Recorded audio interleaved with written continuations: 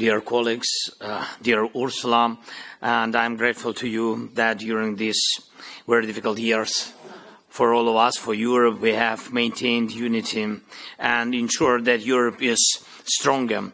The world has seen Europe's effectiveness, has seen our ability to find the right decision at the right time. Dear friends, the EU approved a negotiation framework for Ukraine, and negotiations on our country's accession have already begun.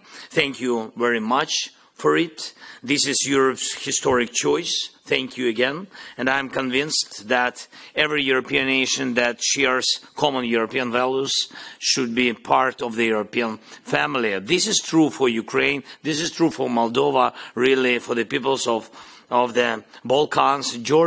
I'm sure Georgia's moment will come. I'm sure that there will be decisions regarding Belarus, because it's also a European nation that should be in a united Europe in the future.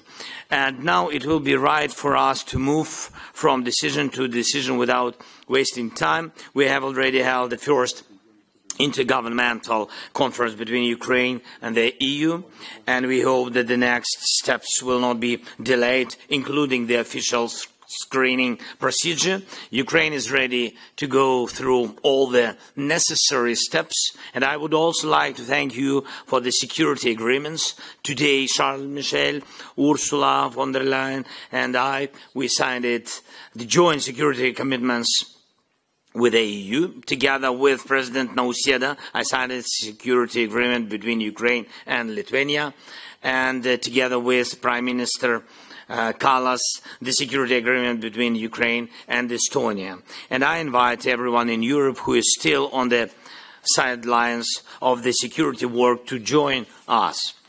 And one more thing that is important to mention: in May, Putin tried to expand the war by launching a new offensive in the east of our country. Thanks to the bravery of our people and the decisions of our partners, we stopped this Russian offensive.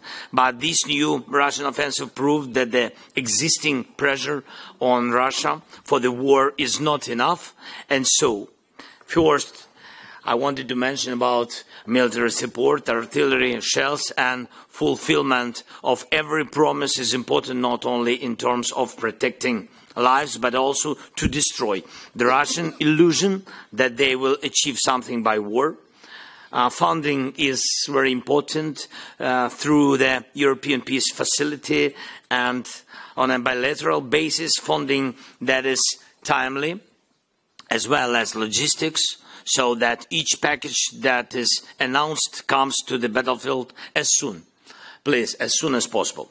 Second, air, shield and long-range capabilities. We are managing to bring security back to Kharkiv, one of the largest cities in Ukraine, security from Russian missiles. This is due to the elimination of Russian missile launchers near our border.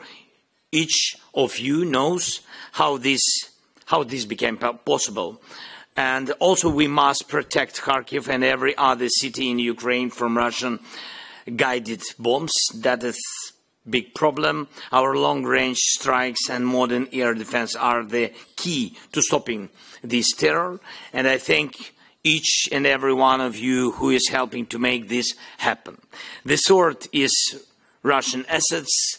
And I'm grateful for the decision that provide Ukraine with the financial resources from frozen Russian assets.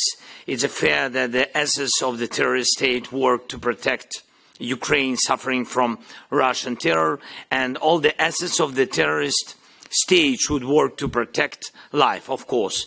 And we must find the right way to confiscate all these assets. And now we see how the sanctions against Russian oligarchs started to be lifted. We must stop these and strengthen sanctions, because Putin's regime rests on such money. And the fourth is energy. Closer to winter, it can be the first, really. And so Putin wages an all-out war against our energy sector. It's our duty to prevent Russia from setting a precedent for destroying the energy of an entire nation.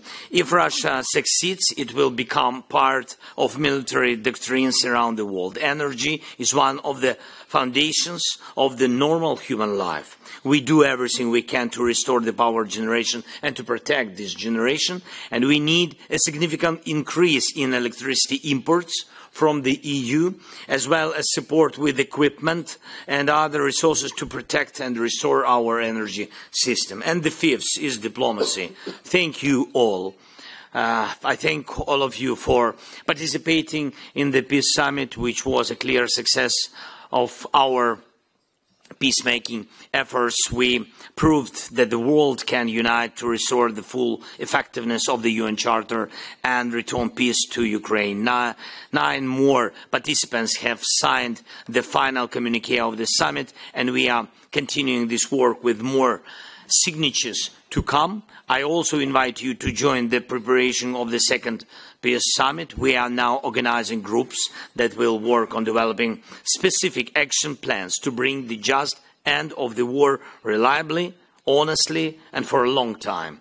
And we need as much joint efforts as possible to achieve this. Europe has proven that it can be efficient, and I thank you for that. Thank you for your support. I am grateful for this historic Belgium presidency of the EU, and I wish the next one, the Hungarian presidency, to be effective.